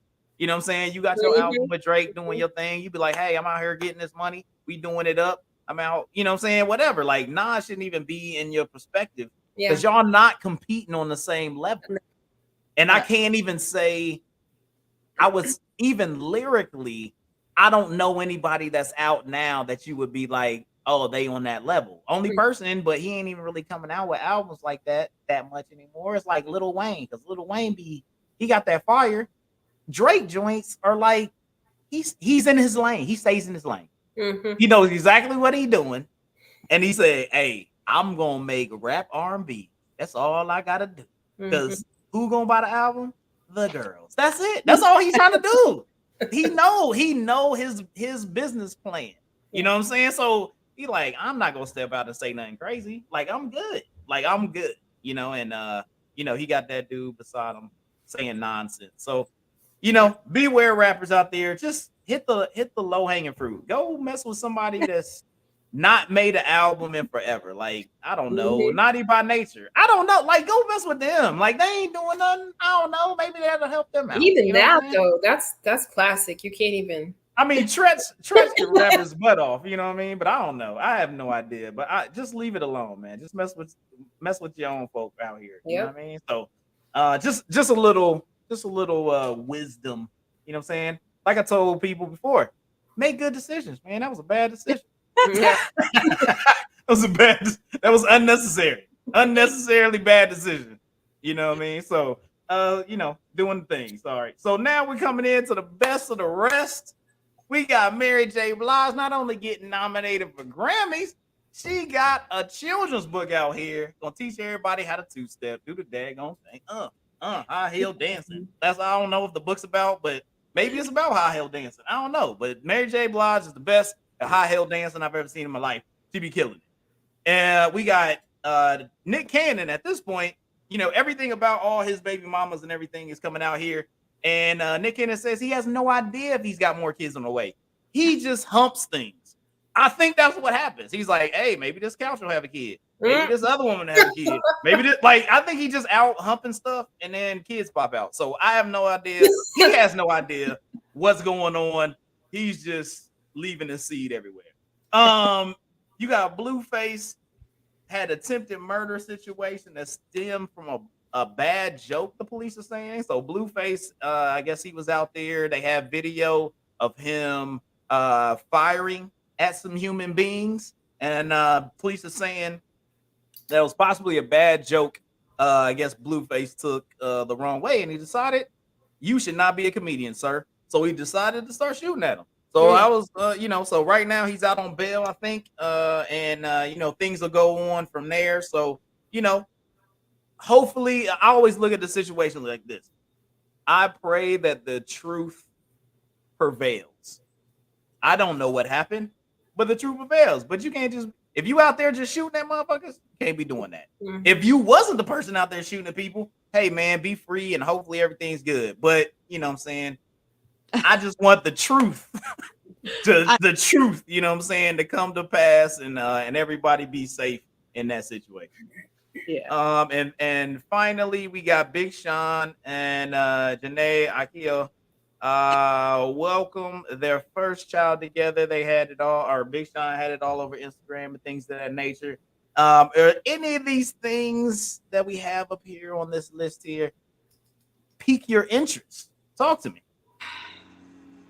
Definitely the Blueface. Mhm. I think they had a screenshot of him on the security camera standing there holding the gun. I think he's already a felon, so you shouldn't have had a gun in the first place. Firing at vehicles, that's felonious assault, and not being able to take a joke, that's just bad humor on your part. As being a bad audience member, like that's like you like can't take a joke. Like you can't be shooting at comics. Hey, you can't get mad and pull your gun out on somebody because you didn't like their joke. Oh my God. Okay. That's why you can't argue with people. Like these young men and women are wild right now. You can't argue with anybody. You can't tell them I didn't like your car. Mhm. They're just gonna up and pull the strap out on you. Yeah, My- they out here Well, pulling was this an triggers, man. actual, it was an actual comedian or just someone that he knew that said something the wrong way? Because I thought that's what it was. No, I think it was just somebody out there that Crack told a joke. joke or something, cracked a Yeah. joke on him, and he was feeling some type of way. Which Wow. I mean, it's the same thing as if you had at the Funny Bone or at the Tampa Improv and the comedian stand up there and be like, "Ah, I seen this dude. Look at his shirt. It's blah blah blah." That was, I mean, that's the same. I feel like that's in the same boat. Like if you can't It take depends on that, what they said. How far did they go with the joke? If it was something that was just like, so you think there's a between so you friends, think there's a level. So you're telling me yeah. there is a level where you're pulling the strap on people, Melissa? No, I mean me personally, no, but I'm just saying, like, if say it's a joke among friends, right? Just among friends hanging out with each other, and you shared some deep shit from your childhood with your boy, and all of a sudden he wants to get brave all of a sudden today and just bring that up in a jokey manner. You know what I mean? And you'd be like, the fuck, that shit wasn't funny at all. What you talking about? You know, But I'm saying the level of pulling the strap though. That's what I'm saying. Like they just know what it is. They could say he could have said something, right? And then you'd be like, yo, we just ain't tight like that no more. And I'm keeping it moving because at least if y'all was tight enough that you told him some secrety stuff, then it was like you still have somewhat love for that person, even though that they hurt you. That's like a family member. Family member could give you something that hurt, and you'd be like, dang, I can't deal with you like that, but we still fam. Well, some you know what I'm saying? Like, so in a joking way, just to kind of get it in there, and it ain't funny, but they just do it in a haha way to kind of like get it out there because that's how they really been feeling. But it just depends to me on what level. I mean, am I gonna pull out something on somebody? No, I'm not a concealed carry kind of person. My husband is. I'm not. I'm more of a tomahawk, knife person. He said it's gonna be personal when I'll be like, it's gonna be personal. No, that's I'm just look you dead in the eyes. I put it in like that, that's all. I'm a little old school in that way. If you can't do it with your fists or do it, no, just leave it alone. But I think if it was just a regular comedian, you had a show, that's ridiculous. That's too far. That's what they get paid to do. You know what I mean? Yeah. If it was a personal joke about something that was like real deep family stuff, and you just came out with it, yeah, maybe. Yeah, I mean, I don't know how. I'm just trying to think how deep it gotta be to have me like, yo, I'm about to tote it on him. But that's me. So I don't have that. It takes a lot. It takes a lot for me to go, I'm going to sacrifice my well-being as a human being to then prove a point. It got to take a lot because I'm like, you know what? I kind of like my life right now. Like I'm doing okay. Like I feel like I'm all right. You know what I'm saying? And for him to be a rapper and putting out albums and probably living the better or at least more free where I don't have to watch my back as much. or at least I know things are covered a little bit better. In that aspect, to go, I will sacrifice all of that for this decision. And some people have a very short view. Some people are able to look at the totality and the perspective and go like, oh, it's not worth that. Which most rappers, and I mean, I don't know if most people think about this. You know, yeah, they thugs, but they the most emotional motherfuckers on the planet. Like, you have to be extremely emotional to be able to write your feelings to even be like, I mean, like to be able to act on those type of things, being a thug, being a gang member, like you have to be emotional because that's what you're acting on is emotion 9 times out of 10. You're not acting on logic. You're acting on emotion. And one of the best rappers are, hey, I'm able to be emotional and I pin it. I'm emotional and I put it down.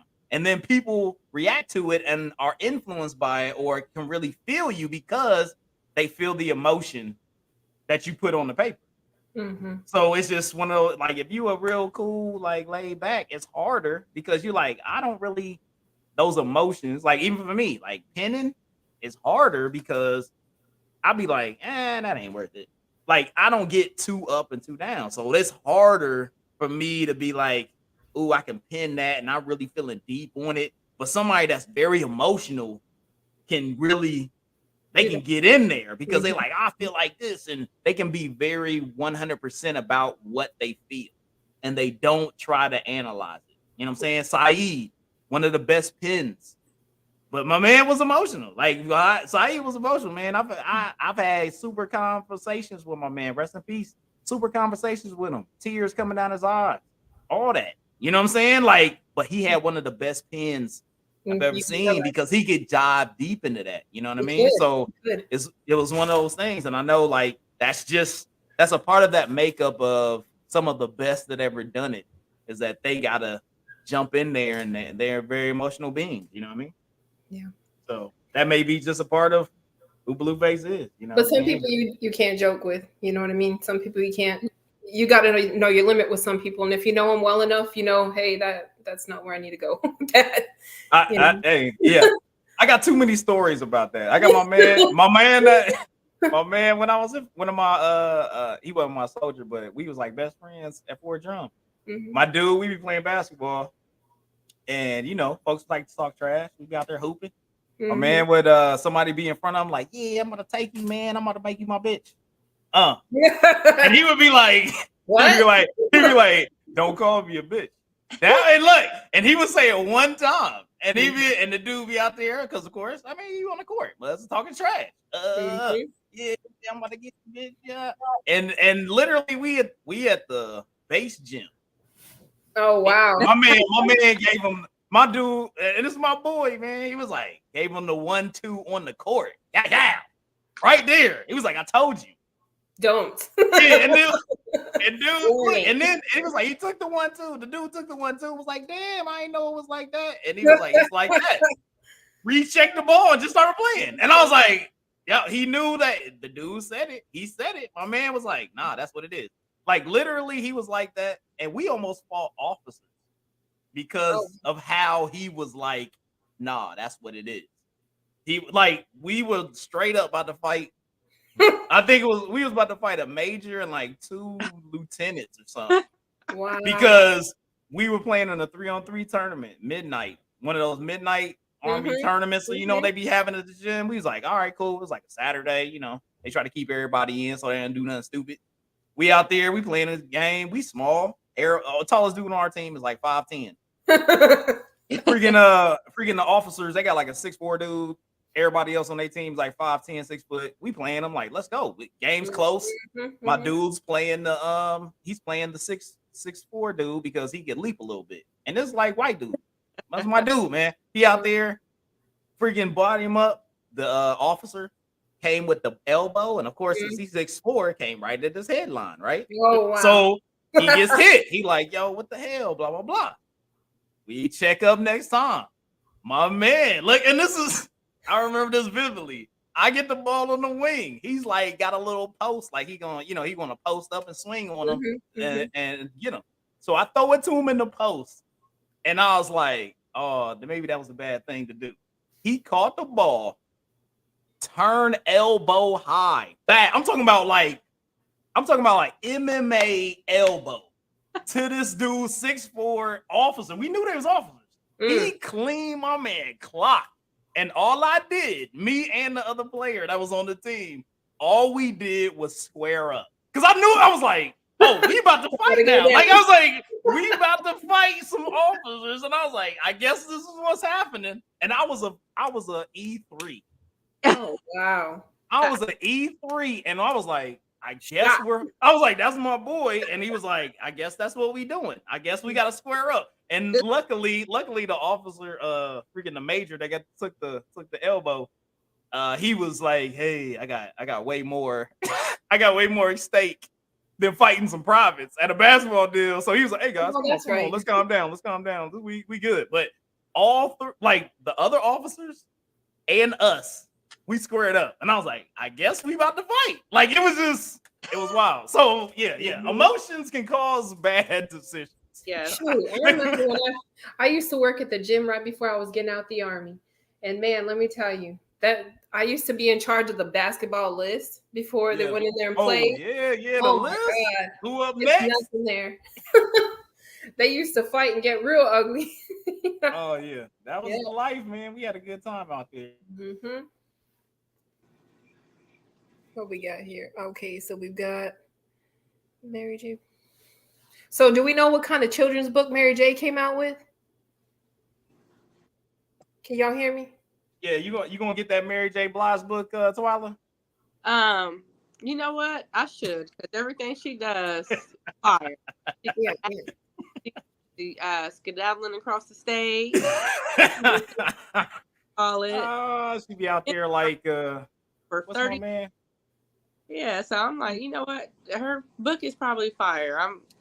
I'm interested. She probably got some lyrics in that book. It probably go hard. I bet it go hard. Love songs throughout the pages and motivational words. I'll check it. I would too, most definitely. One of the PAs that I used to work with, she actually came out with a children's book.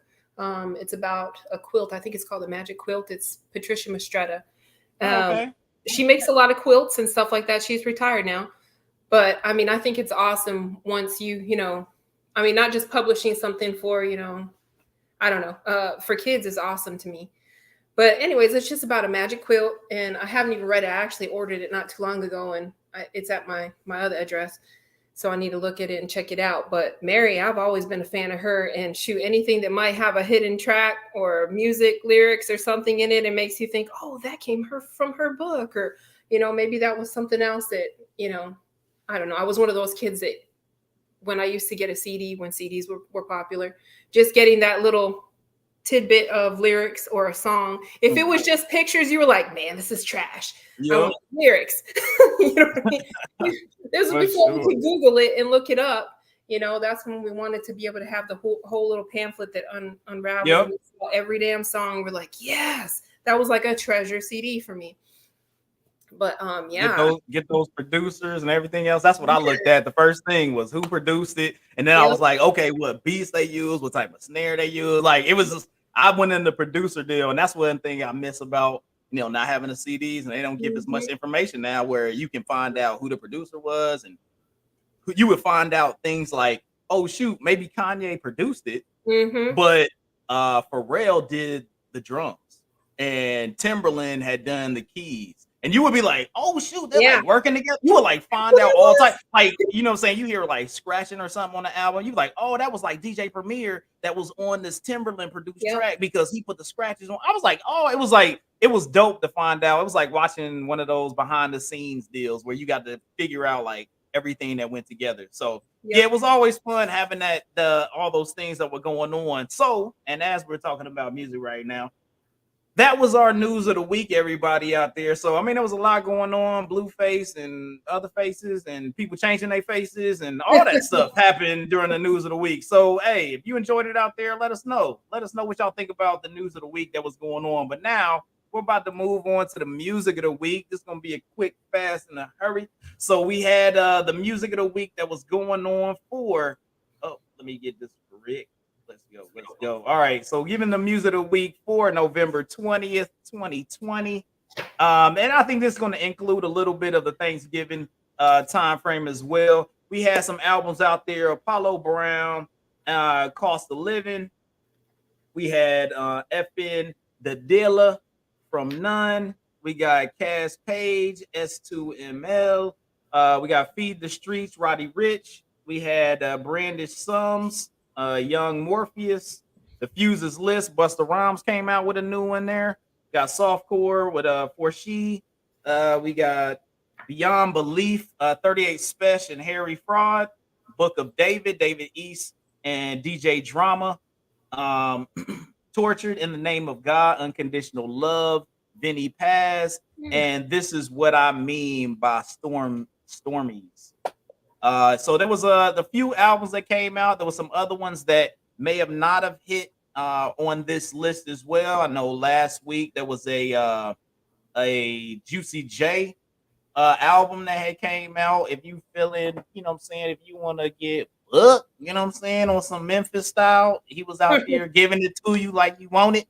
You know what I'm saying? If you out there looking for a strip pole or whatever to do what you do, he gave you some music to do what you do. You know what I mean? So he was out there doing it. So there's a lot of albums, a lot of music that came out during this time, so everybody can get bucket Thanksgiving and have a good old shindig. You know what I'm saying? But for Ketchup Spotlight, we went with that Dave East Book of David.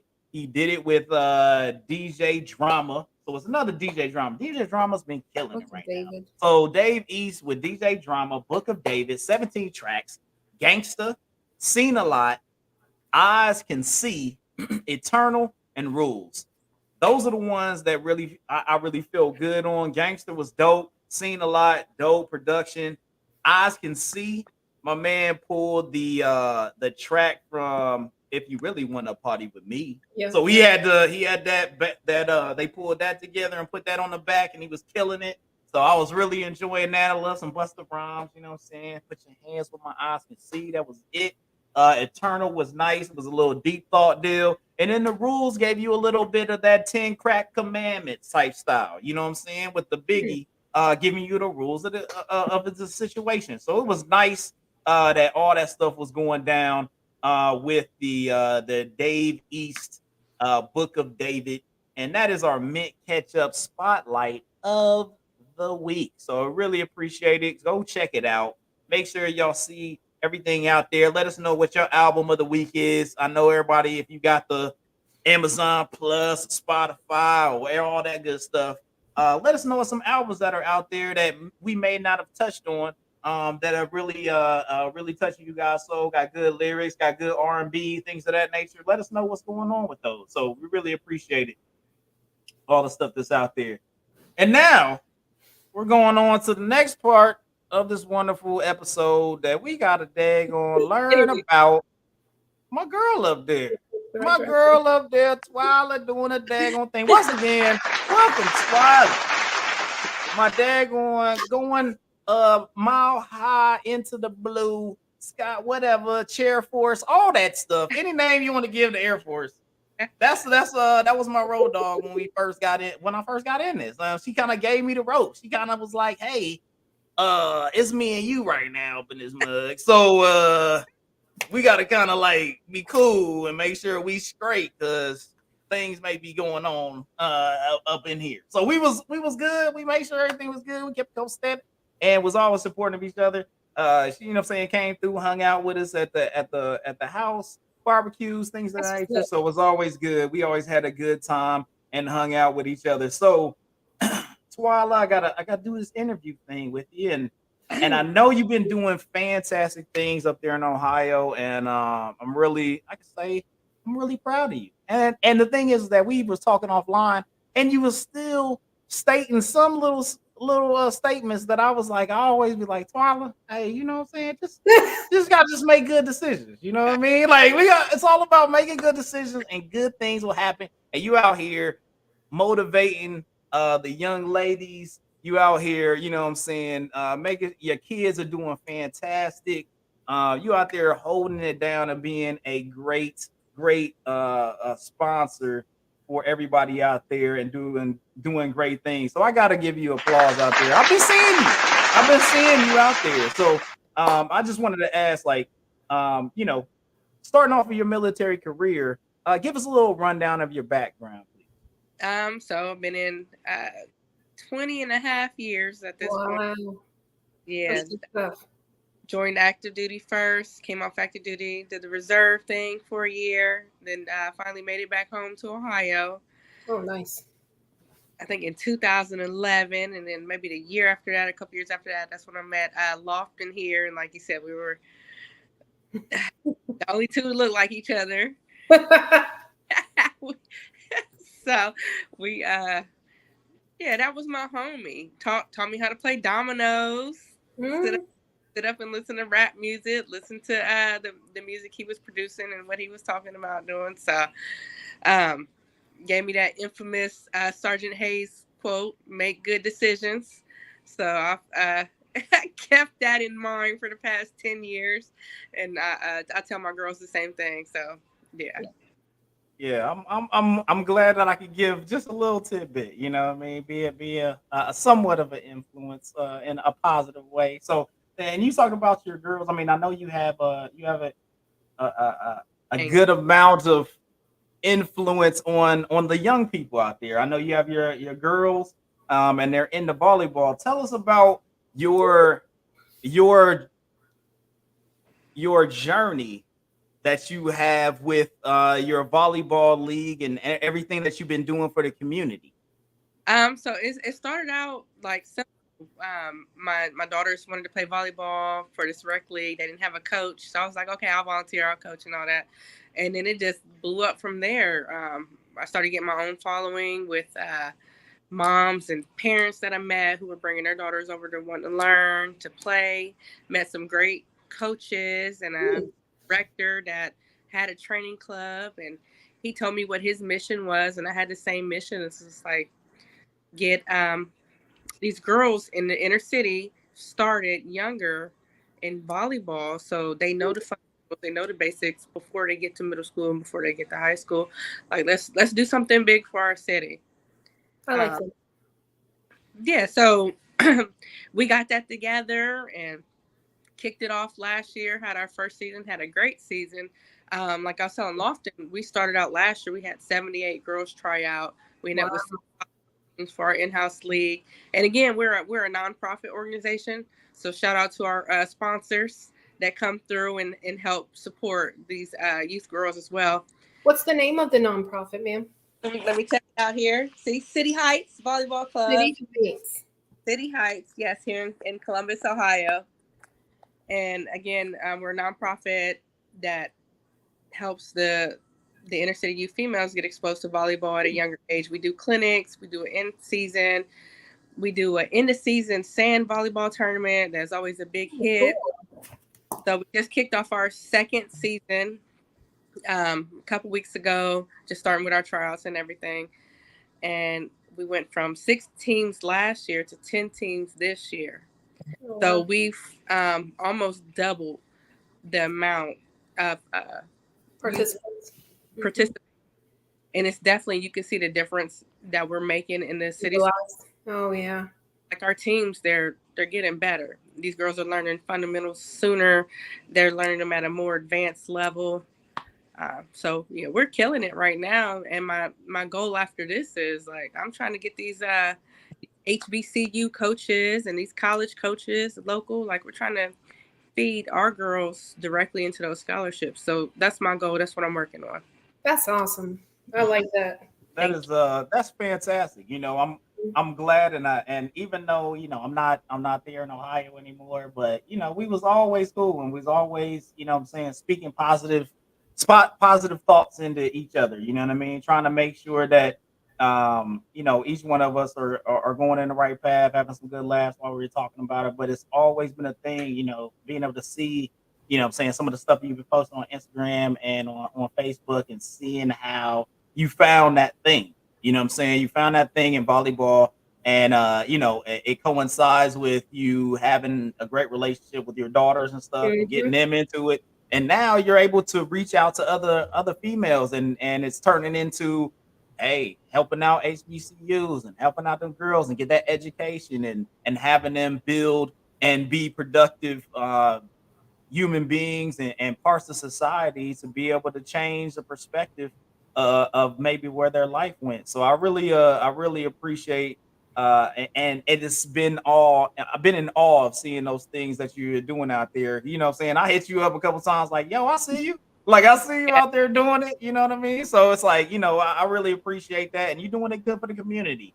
So you gotta give me like with all the influences and things that you also been doing, what has it been like, and what has been kind of the cornerstone that you've been given the young ladies? You know what I'm saying? Like not necessarily just even the influence of the volleyball, but life perspective. Have you used your military experience, your education experience, and given them what have you given them to help prepare them, push them forward?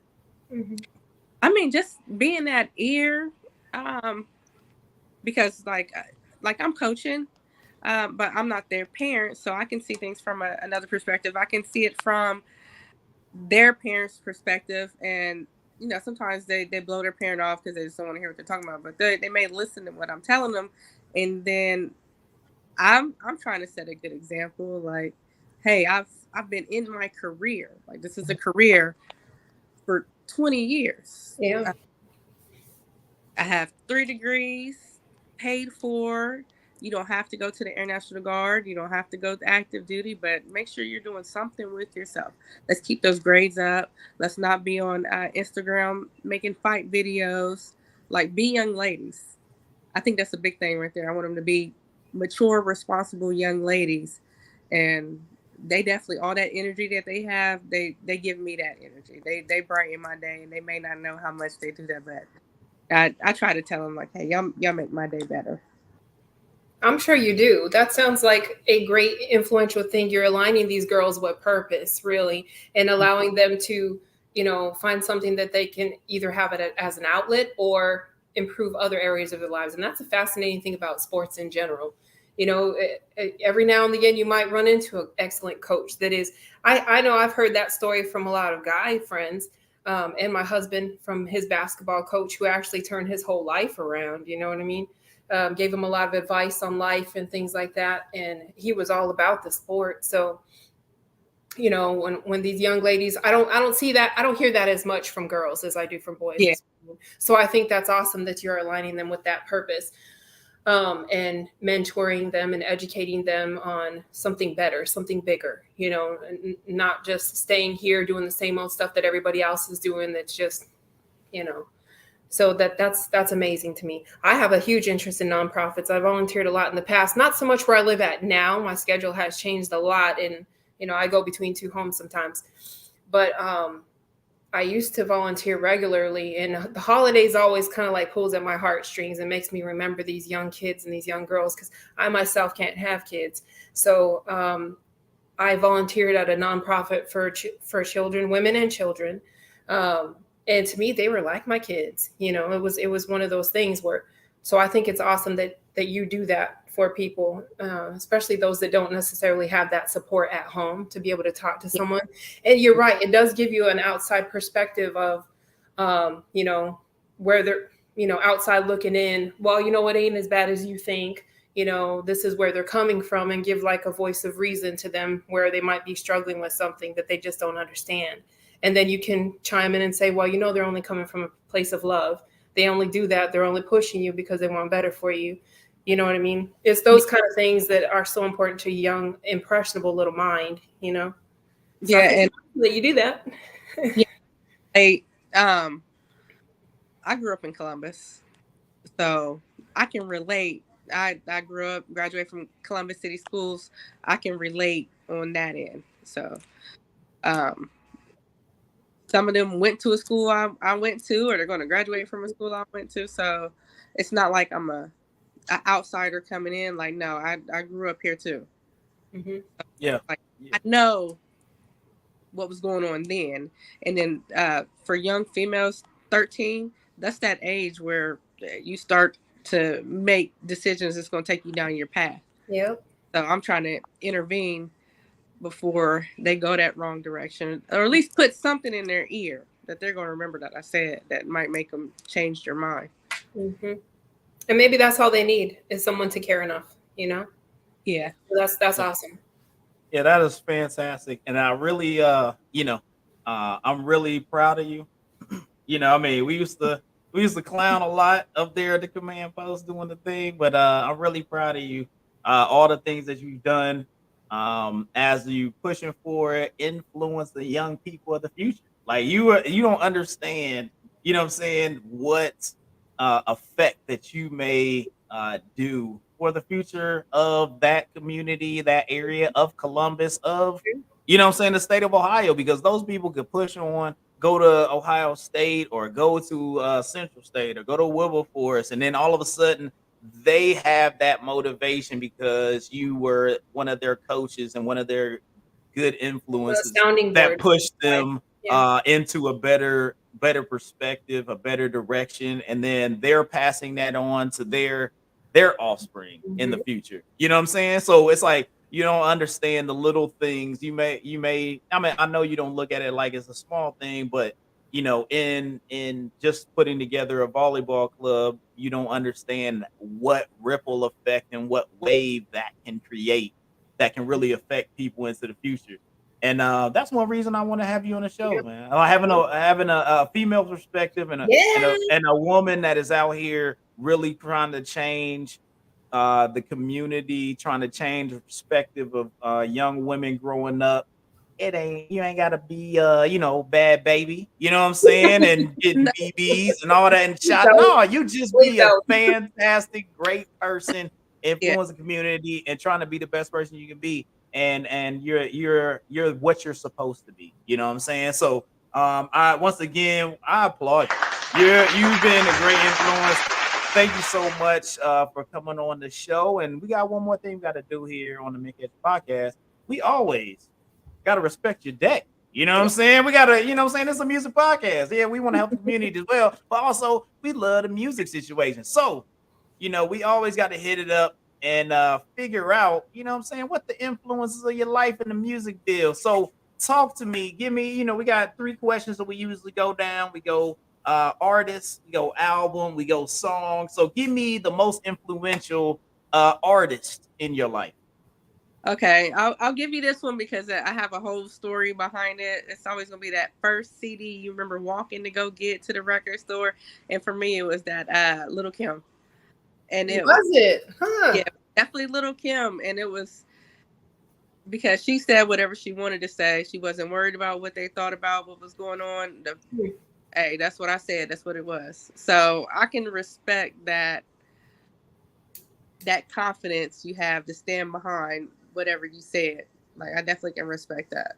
All right, we got the first Okay. little Kim of the show. So little applause for the first little All Kim right. in the podcast. You're bringing the good stuff. All right, that's dope. That's dope. So little Kim on the first. So now, give me your favorite album that you had as you were growing. Most influential album. Um, it was definitely like Salt and Pepper, very necessary. It's one of those albums that had a message behind it. One of those things that you said you listen to and you might put it up for a year and then come back to it and then Mm-hmm. into it. Then I didn't understand the message. It was like, oh, okay. But now that I'm older, I'm like, all right, I get it. That's what they're talking about. Like, I respect that. Like, there's Mm-hmm. a positive message out. So, no, I'm all about the female rappers. I'm not mad at you. There's nothing wrong with that. Hey, you got a rep, you know what I'm saying? So I mean, but it's good though. You got the little Kim, got the salt and pepper deal. So now we're gonna give you the last but not least. What's that one song that either giving you some motivation, some inspiration, or is that just go to whenever it's a happy or a sad moment? What's that one song that always gonna put you in the right space? Salt and Pepper again, push it. That's Oh, hey, yeah, you can't go with that. You can't go wrong with that. that playlist, that fitness test playlist. Push it is on there. It's gonna come or it's gonna play. It's gonna be that last song when I'm coming across that last half mile. Like I That's that PT test playlist got you. PT playlist. Like, all right, they're motivating me. They're telling me push it. Let's go. Yeah, that's definitely it. Oh, hey, look, I appreciate your list. We got Little Kim and two Salt and Pepper influences. Yep. It was a ladies' night tonight. It was ladies' night tonight. As you can see, I'm the only guy on the show. It was ladies' night tonight. You know what I mean? So that was fantastic. So we really appreciate you. We respect your deck, Twylia. Yes. Here on the Mid-Catcher podcast, we want to respect all the music and what influenced people and put them in the place that they are now. You know what I'm saying? Music is one of the biggest influences in people's lives. And you know, it can push you to go like, yo, I'm ready to go fight with like move it, get out the way. You know what I'm saying? You ready to do that? Or you can just have like a cool chill moment. You know what I'm saying? It bees like that. I'm cool like that. I'm saying here's some Digable Planets. Just chill. So it's like, you know, it's like music can put you in so many different moods, and we want to see what music moves you to where you were at and got you rolling on that. So we really appreciate you. We respect your deck. And once again, hands together for a wonderful person, Twylia. Thank you for coming on the show. We really appreciate you. Thank you. And what's up? I was telling Melissa, nice meeting her. It was nice to meet you as well. It's been a pleasure. And we got one last thing. And I mean, Twylia, you can stay on the show for this real quick because it's going to be fast and furious. But we got the top almost 4. And this is something like I got to get your perspective, Twylia, on it. Melissa, you got to get your perspective. But my topic for this week, the top 4 things that most Black Thanksgivings have. All right, since it's Black Thanksgiving coming up, what's the top 4 things that most Black Thanksgivings have? So I'm gonna give you some insight here. So you know, I mean, all Black Thanksgivings, you gotta have some collard greens and things of that nature. You always gotta have some drink going on. You know, you always gonna have like somebody that brings something really nasty.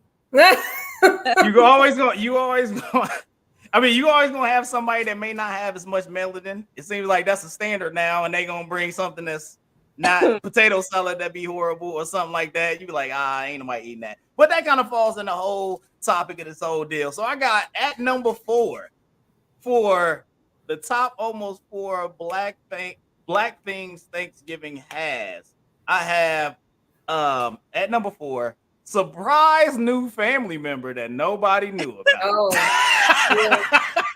You be like, hold up, who's that over there? They get married. Like, when did that? Who was that? Who's secret? But I mean, that's interesting because ain't nobody got nothing to talk about in a while because they see each other and they're like, oh, they'd be like, how'd I get a new cousin that's my age? You know what I'm saying? Like things like that. You know what I mean? Like it'll be interesting. So a surprise new family member, I would say that's at number 4 for top almost 4 Black Thanksgiving things have. So next one is there's gonna be somebody that's drinking that's gonna spill a family secret that ain't nobody know that you know saying something crazy happened. You be like, hold up, what? Grandma was a what? Nah, it'll be, you know what I'm saying, auntie was aware, you know, uncle was doing the you were like, what? They was out there, was a dealer. So you always gonna get some type of family secret that's gonna be spilled at a Thanksgiving, at a Black Thanksgiving for sure. They're gonna be something that happens. So we got at number 4, there's gonna be a surprise family member. At number 3, we're gonna have some type of secret that's gonna be spilled that's gonna just shake the grounds. And then at number 2, there will be a card game or a domino fight. That's what's gonna happen. It's gonna be a card game, a domino fight. Somebody gonna be trying to get fisticuffs because somebody reneged or they ain't count their dominoes or they hiding dominoes. So there's gonna be something that's going on because you got a shiesty cousin out there, or you know what I'm saying, drunk uncle that don't know how to count their cards right, or you got Aunt Sheila over there that be up there trying to hustle cards all the time. So you're gonna have something that go down at the Black Thanksgiving. So number 4, like I said, we had the surprise family member. Number 3, spill family secrets. There's gonna be a card fight. Number 2 is gonna be there's gonna be some kind of card game fight, a domino fight, and then number 1 was always gonna happen at a Black Thanksgiving. They gonna ask who made this. It's always like that's the number 1 thing that will always happen at a Black Thanksgiving. Somebody gonna ask who made this. It's like, oh, who made this? Oh, okay. If that's if that's not grandma's, then I'm not touching it. If that's not Uncle such and such's, I ain't eating that. If that's not Aunt Yoda Yoda's, then I'm not dealing with that. So I mean, you always gonna have who made this is gonna be on the level for a Black Thanksgiving. So I got it. I mean, that was my list. And unless you can think of something else that is always at a Black Thanksgiving, I feel like these are the top 4 things. If you will have one of these 4 things at a Black Thanksgiving, I can guarantee you. You know what I'm saying? Like, talk to me. You feel like my list is on? Yeah, I mean, like we got it was kind of like the ghetto. What is it? 12 Days of Christmas. 3 family members fighting, 2 games of dominoes, 1 family secret, and a who made this. So like, all right. There you go. Yeah, it's like, Hennessy, chitlins. Hey, there you go. I mean, the food list can be serious. Yeah, I definitely put the who made this because you don't want to eat certain things from the cousin that's got roaches. Like, this bean not is moving. A bean just walked away. You be like, hold up. You be like, is that an olive or what is happening right there? No. Like, yeah, I'm not. Yeah, but yeah, Lofton, I rock with your top 4. Yeah, that's legit. What you think, Melissa? Did I miss something? No, I think you can almost give me the you can give me the Latino joint. Yeah, I mean, is there any added ones on there? I got a blended family, so it's a little bit of everything up in there. There is Domino's. Haven't had all our family in one place at the same time, but my grandpa definitely used to be shouting with the Domino's. That's for sure. Uncles and cousins playing that. The who made this? Yeah, but not so much because we already knew who was going to be up in the kitchen cooking their own specific dish, because you don't cross boundaries when it comes to any other dish. If you got this signature dish that, Tia makes or, Uncle makes or whatever the heck, you just stay in that lane and you don't try and bring the same dish, because everybody knows it's a competition then when that happens. But this year I'm trying to do something a little different. It's just going to be me and my husband, a small little low-key thing. And I'm a huge fan of mac and cheese, but you can't just be eating everybody's mac and cheese. It's just not the same. But I saw a recipe from Patti LaBelle's, I think it was a YouTube page this morning. And I said, man, I shared it on Facebook because it looked so good. It had shrimp and lobster in it and like 7 different types of cheese. And I love seafood. My husband is not a big fan of lobster, so I may just use shrimp.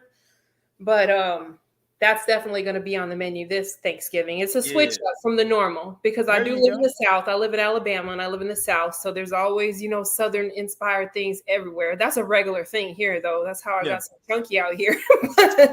Eating good in the neighborhood. But greens, mac and cheese, cornbread, just varies. We might not do a traditional turkey this year either. I asked my husband, I was like, well, do you want to do like a benny, like a Puerto Rican style pork? Or do you want to do, ham? Or one year we made one of those boneless skinless turkeys in the air fryer, and it actually came out really, really good. We put very little olive oil on it and dry herb and air fried it. And that thing was bomb. And it was it came out. I mean, you weren't waiting half the day for it to get done because it was in the air fryer and it was just a little boneless thing, So that's something we may do this year. Just keep it small. The turkeys have actually increased in price. I watched that on the news the other day. I was like, dang, man. Yeah, that's everything. So the equivalent to how many pounds you would get in a ham or something like. Not everybody eats pork though, but I do. I do. I love bacon. I love pernil. I mean, my part of my family's Puerto Rican, so I always love the pork butt or the pork. Yeah, for sure. With the crunchy skin and the cuero on top, because that's the best part. There you go. There you go. Yes. What do you bring into the table? And stuff. Like that. It's gonna be a good holiday. I know everybody is excited. I done hit the grocery store and got everything squared away for our holiday. I know, like you talking about, Melissa. I know you got your stuff squared away. I know, Twylia, you got mouths to feed up there. They get in the kitchen with me, so It's like That's the part I miss the most is being with my family like that, because me and my sisters, we used to throw down, and we used to do this little dance. My mom kind of was the first one to do it. It's like a little backward shuffle thing when something came out fire. You know what I mean? It was her little victory dance. And it was like, wow, because my mom, she can create something out of anything. She's an excellent cook, hostess with the mostest, and always has been. That's but fantastic. I wish we all could be together so we could do that and have Yeah. that family thing. But I told my husband, he was like, let's just buy Thanksgiving meal. I was like, no, look, if we're gonna buy something like maybe a dessert, okay, but let's get together. I want him to at least cook with me in the kitchen and do that together, because it's a family thing, you know? Right. Always. So, well, it's been a fantastic show. We ran over a little bit, but it's been a great conversation. And I really appreciate, once again, our guests doing great things up there in the OH10, aka Columbus, doing big things on the east side. You know what I mean? So I know what's up. So, hey, once again, tell them where they can find your volleyball. If they want anybody out there that wants to get in touch with you on the volleyball, let us know. Yes, we are cityheights.club is our email address, and we're also City Heights VC Victor Charlie on Instagram, and also let's not forget it's Beat That Team Up North Week. Oh, I knew you had to bring that up. All right, okay, cool. Look, one of the reasons I'm glad I'm out of that, I don't have to deal with that anymore. So at that, okay, yeah, all right. Oh, everybody, you know, it's rivalry week everywhere. So everybody gonna be playing their games. Now I'm in Florida, so I don't have to worry about, because if y'all lose, I know how sad the city of Columbus is gonna be. It's gonna just be all gloomy and whatnot. So hey, I hope for happiness for those that are north of me. You know what I'm saying? Like, hey, all happiness for everybody up there. Hey, have a good one. So hey, go check out City Heights and the volleyball club. Once again, check out Mid Ketchup Podcast. You can find me at Lofton_Hayes MKP on Twitter, Hayes Adonis on Instagram. We got Instagram, we got a Twitter. I think we got a TikTok now for the Mid Ketchup Podcast. So go check us out. We got some stuff out there. Melissa, you got any special tags or anything that you want to put out there? No, not today. But I'm really proud of you for what you're doing. That is amazing stuff. You're going to be changing some lives, and it was a pleasure being on the show with you today. It's so nice to meet you. I've never been to Ohio, but I'd love to go sometime. Go in. I'm going to say go in the summertime. I'll go right now. April. Not right now. Too cold. Yeah, it snowed yesterday, so yeah, come see. Oh yeah. Well, it's been a pleasure having you on the show, and it was nice to meet you. Right, thanks for Keep doing great things for those girls. Hey, not a problem. We really appreciate everybody out there. I think we're going to be on hiatus for the holiday. So everybody out there, have a fantastic Thanksgiving. Cook all the food. And then also, hey, if you find out, and check the box for that list I got out there. So if any of those things pop off, let us know in the comments what went on. If any of your you had any of those things from the top 4 that popped off in there. So have a great one. Have a great Thanksgiving. Be safe out there. Those up north, don't be sliding on the snow and things of that nature. Everybody down south, slow down with your driving. Why you driving so fast? But enjoy. Have a great one. Mid Ketchup Podcast, episode 32. The Miseducation of. We love y'all guys. Have a good one.